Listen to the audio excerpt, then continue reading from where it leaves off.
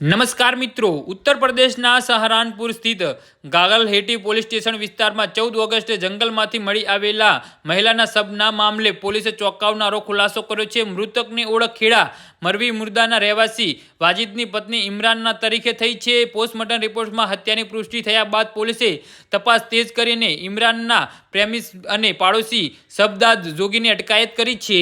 જી હા મિત્રો, અત્યારે હાલના સૌથી મોટા અને મહત્વના સમાચાર સામે આવી રહ્યા છે। તો મિત્રો, સમાચારમાં વધુ વિગતવાર વાત કરીએ તો પોલીસના જણાવ્યા અનુસાર ઇમરાન અને શમશાદ વચ્ચે છેલ્લા 7-8 મહિનાથી અનૈતિક સંબંધો ઇમરાના સુટકમલ સ્થિત અને એક દવા કંપની ફેક્ટરીમાં કામ કરતી હતી અને શમશાદ તેને બાઇક પર લેવા મૂકવા જતો હતો। આ દરમિયાન ઇમરાનની પુત્રી આમરીનના લગ્ન નક્કી થયા હોવાથી તે શમશાદ પાસેથી સતત પૈસાની માગણી કરી રહી હતી, જેને લઈ બંને વચ્ચે અવારનવાર વિવાદ શરૂ થયો હતો। આ ઉપરાંત શમશાદને શંકા હતી કે ઇમરાનના કેસ ઉફદ કેશવ નામના અન્ય એક વ્યક્તિ સાથે પણ સંબંધ છે। પૈસાની સતત માંગ અને આ પરેશાન થઈને શમશાદે ઇમરાનને રસ્તામાંથી હટાવવાનું ખોફનાક ષડયંત્ર રચ્યું હતું। જે હા મિત્રો, તો આના વિશે તમારું શું કહેવું છે તો નીચે અમારી કમેન્ટ બોક્સમાં જરૂરથી જણાવજો અને અમારી યુટ્યુબ ચેનલને સબસ્ક્રાઈબ કરવાની ભૂલતા નહીં। ધન્યવાદ।